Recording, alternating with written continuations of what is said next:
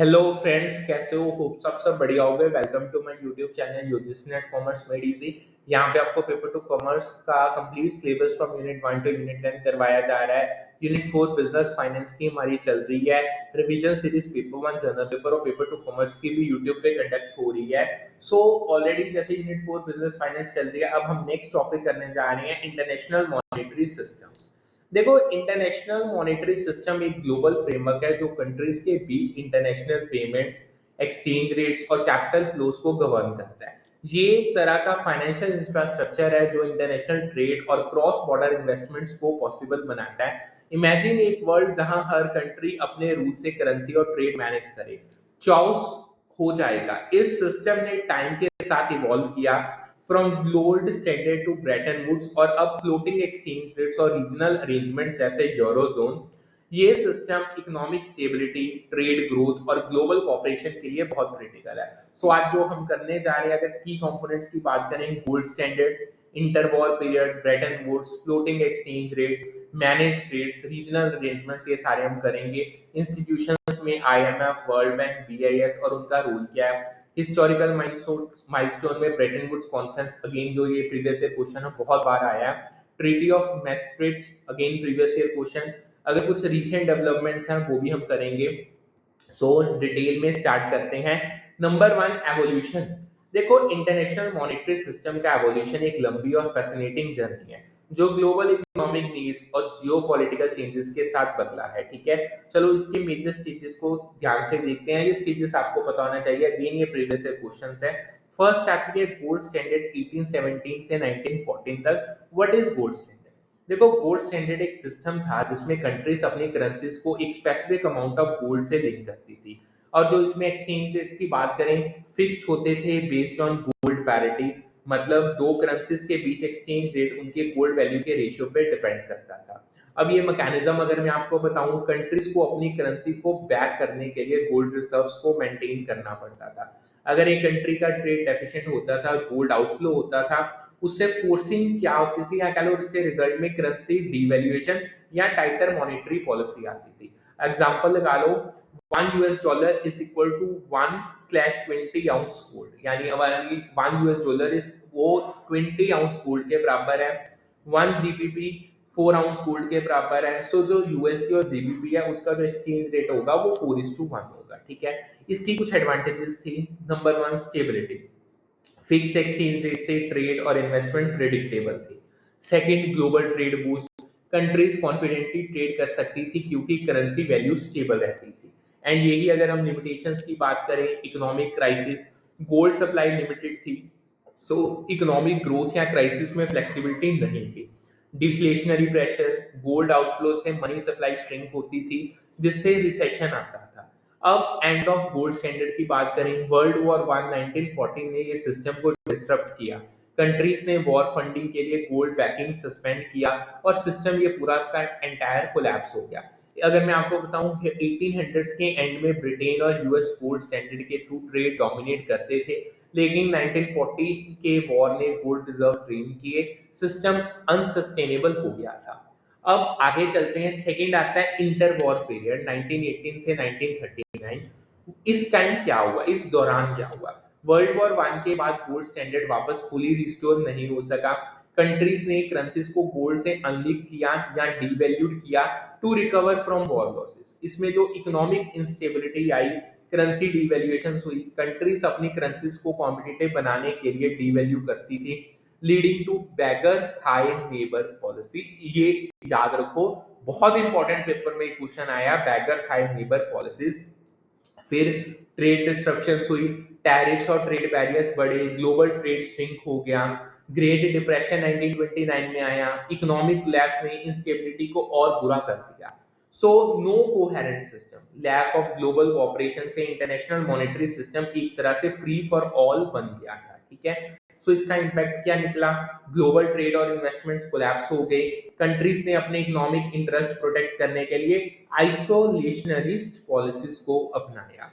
अगर इसके मैं अगेन एग्जांपल दूं, 1930 में यूएस और यूरोप में कॉम्पिटिटिव डिवैल्यूएशंस और ट्रेड वॉर से ग्लोबल इकोनॉमी 10 साल तक स्ट्रगल करती रही। ठीक है, थर्ड आया मेजर ब्रेटन वुड्स सिस्टम 1944 से 1971 से, ये आप ऐसे मान लो कि ये तो यूजीसी ने ठाना हुआ है, ये पेपर में पूछना ही पूछना है।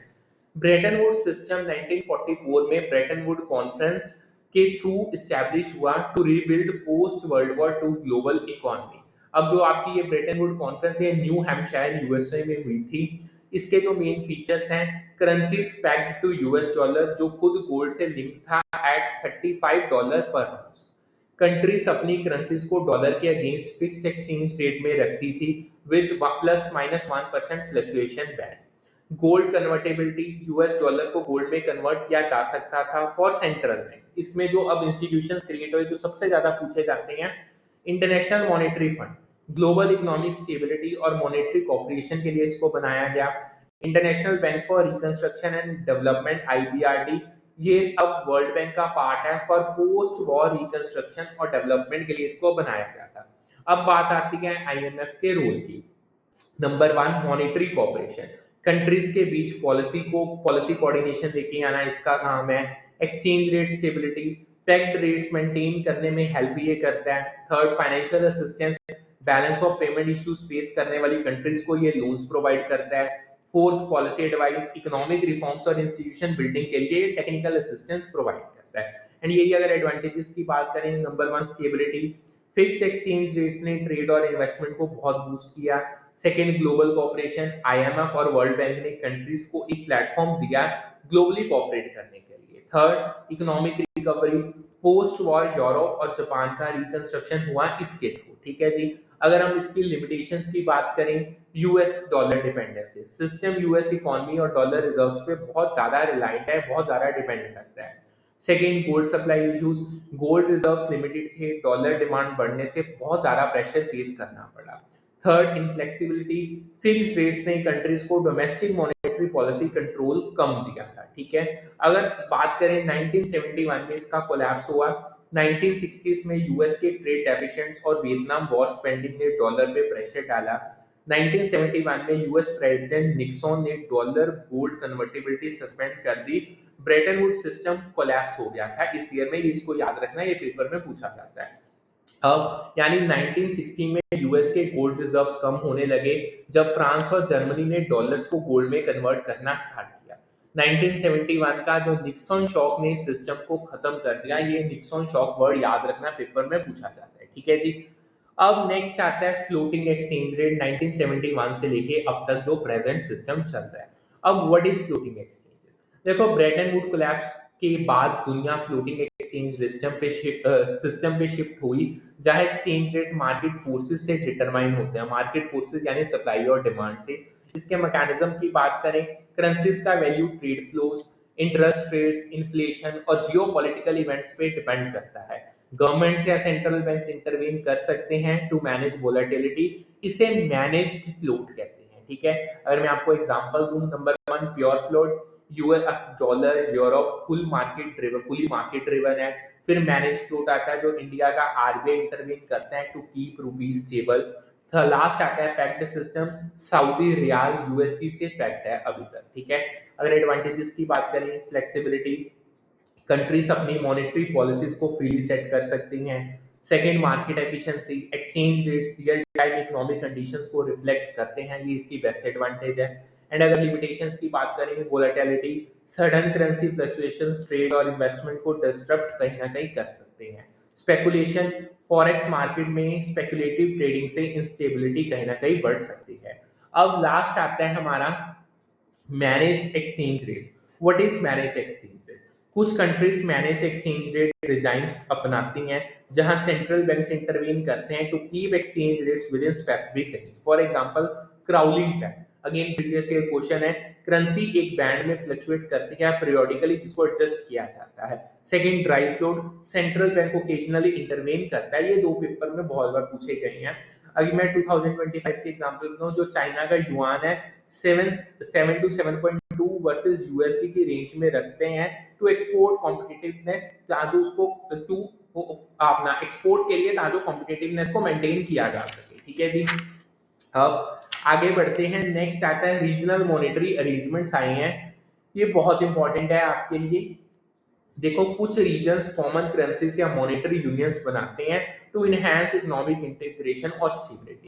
अगर एग्जांपल मैं दूं, यूरोजोन 19 कंट्रीज यूरोप यूज करते हैं जो managed by European central bank जिसे ईसीबी कहा जाता है। अब आती है treaty of Maastricht 1992, again previous year question है। यूरोपियन कमीशन मेंबर्स ने 1999 में यूरो अडॉप्ट करने के कमिटमेंट किया। ऑफिशियली 2002 में इसको लॉन्च किया गया। इसका इम्पैक्ट क्या पड़ा? ट्रेड बैरियर्स कम हुए, प्राइस ट्रांसपेरेंसी बढ़ी और इकोनॉमिक स्टेबिलिटी बढ़ गई। ठीक है जी। अब चलते हैं इंटरनेशनल मॉनेटरी कोऑपरेशन और ऑर्गेनाइजेशंस पे। देखो, इंटरनेशनल मॉनेटरी सिस्टम चलाने के लिए कोऑपरेशन और इंस्टीट्यूशंस जरूरी है। अब कुछ इसमें की प्लेयर्स आते हैं। नंबर 1 आता है इंटरनेशनल मॉनेटरी फंड IMF। 1944 में ब्रेटन वुड्स कॉन्फ्रेंस से ये बना। IMF ग्लोबल इकोनॉमिक स्टेबिलिटी और मॉनेटरी कोऑपरेशन को प्रमोट करता है। अगर रोल की बात करें, मॉनेटरी कोऑपरेशन कंट्रीज के बीच पॉलिसी डिस्कशंस को हैंडल करता है, एक्सचेंज रेट स्टेबिलिटी, एडवाइस देता है करेंसी मैनेजमेंट के ऊपर, फाइनेंशियल असिस्टेंस यानी बैलेंस ऑफ पेमेंट इश्यूज के लिए ये लोन्स देता है, मान लो आपके स्टैंड बाय अरेंजमेंट्स अवेलेबल हैं। फिर आता है पॉलिसी एडवाइस, इकोनॉमिक रिफॉर्म्स और टेक्निकल असिस्टेंस प्रोवाइड करता है। अगर मैं रिसेंट एग्जांपल बताऊं, श्रीलंका IMF से 3 बिलियन बेल आउट लेती है 2025 में पोस्ट क्राइसिस रिकवरी के लिए with conditions for fiscal reforms. Second जो मेन आता है that is world bank. World Bretton Woods से बना IBRD long term development projects और पॉवर्टी रिडक्शन के लिए ये फंड्स देता है। ठीक है जी। 2025 में अगर मैं बताऊं, इंडिया वर्ल्ड बैंक से $2 बिलियन लोन लेता है फॉर रिन्यूएबल एनर्जी प्रोजेक्ट्स के लिए, that is the world bank. Third आता है bank for international settlement BIS, central banks का बैंक। इंटरनेशनल मॉनेटरी ट्रांजैक्शंस और कॉर्पोरेशंस को ये फैसिलिटेट करता है। ग्लोबल फाइनेंशियल स्टेबिलिटी के लिए रिसर्च और पॉलिसी कोऑर्डिनेशन में ये हेल्प करता है। BIS 2025 में रिपोर्ट पब्लिश करता है on digital currencies impact on monetary system. It is a recent example of this. अब कुछ रीसेंट अगर डेवलपमेंट्स की बात करें, ठीक है, 2025 तक इंटरनेशनल मॉनेटरी सिस्टम में कुछ हॉट टॉपिक्स और चैलेंजेस जिस हो रहे हैं, जो अब हम करने जा रहे हैं, राइज हुए हैं। Role of reserve currency, US dollar अब भी डोमिनेंट रिजर्व करेंसी है, बट चाइनीज युआन और यूरो का इन्फ्लुएंस बहुत बढ़ रहा है। चाइनीज युआन को ग्लोबल ट्रेड में पुश करता है via belt and road initiative, यानी ये भी आएगा आगे BRI initiative. Exchange rate regimes, floating rates volatility create करते हैं। So countries hybrid regimes explore कर रही हैं। हाइब्रिड मतलब जो मैनेज फ्लोट्स हो गए या आपके पैक्स हो गए। इंडिया RBI मैनेज फ्लोट से INR को 85 to 90 वर्सेस US डॉलर रखता है, यानी 90 से ऊपर ना जाए, ये उनका ट्राई है।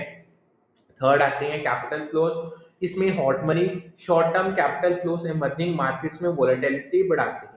फिर FII इंडिया से 10 बिलियन पुल आउट करते हैं US रेट हाइक्स के बाद। INR पे ये चीज प्रेशर को बिल्ड अपॉन कर रही है। फिर आती हैं digital currencies. Central bank digital currencies CBDC international payments को ट्रांसफॉर्म कर सकता है। RBI डिजिटल रूपी को क्रॉस बॉर्डर ट्रेड के लिए पायलट करता है। ठीक है, यानी कि इसका यूज और बढ़ाया जा सके। Last, need for global reforms. Global imbalances और climate finance needs reforms demand करते हैं, यानी इनको अभी और रिफॉर्म्स को इंट्रोड्यूस करने की जरूरत है। ग्लोबल इम्बैलेंसेस की बात करें, US डेफिशिएंट, चाइना सरप्लस, ये सारी इसके एग्जांपल्स हैं। G20 समिट में IMF कोटा रिफॉर्म्स और ग्रीन फाइनेंस को डिस्कस किया गया था, इसमें रिफॉर्म्स लाने के लिए। अब बात आती है क्यों इंटरनेशनल मॉनेटरी सिस्टम, क्यों international monetary system global economy का इंजन है। गोल्ड स्टैंडर्ड ने स्टेबिलिटी दी, लेकिन इनफ्लेक्सिबिलिटी से ये फेल हो गया। ब्रेटन वुड्स ने पोस्ट वॉर रिकवरी इनेबल किया IMF और वर्ल्ड बैंक के through. Floating exchange rate flexibility देते हैं, लेकिन वोलेटिलिटी चैलेंजेस भी इसमें साथ आते हैं। मैनेज रेट्स और regional arrangements like eurozone integration और स्टेबिलिटी बूस्ट करता है। IMF, world bank, BIS corporation और फाइनेंशियल सेफ्टी नेट्स प्रोवाइड करते हैं स्टेबिलिटी लाने के लिए, प्रोटेक्शन देने के लिए। और जो recent development CBDC reserve currencies, ये सिस्टम को फ्यूचर रेडी बनाती हैं। सो जो international monetary system global trade और फाइनेंस का लाइफलाइन है, गोल्ड स्टैंडर्ड से ब्रेटन वुड तक और अब फ्लोटिंग एक्सचेंज रेट और यूरोजोन तक, ये सिस्टम इवॉल्व करता रहा है to meet global needs. IMF, world bank और BIS कॉर्पोरेशन और स्टेबिलिटी के लिए बहुत ज्यादा क्रिटिकल है। ट्रीटी ऑफ मैस्ट्रिक्ट ने यूरोजोन को एक इकोनॉमिक पावरहाउस बनाया। सो ये यहाँ पे आज का करते हैं topic wind up. Hope so आपको सारा अच्छे से समझ आ गया होगा। अगर कोई डाउट है आप पूछ सकते हो। पूरा complete syllabus from unit 1 to unit 10 commerce paper 2 का कब करवाया जाएगा। रिवीजन सीरीज पेपर 1 और पेपर 2 कॉमर्स की दोनों की यूट्यूब पे कंडक्ट हो रही है। करते हैं सेशन वाइंड अप, फिर मिलते हैं with a new session with a new set of topics. Thank you.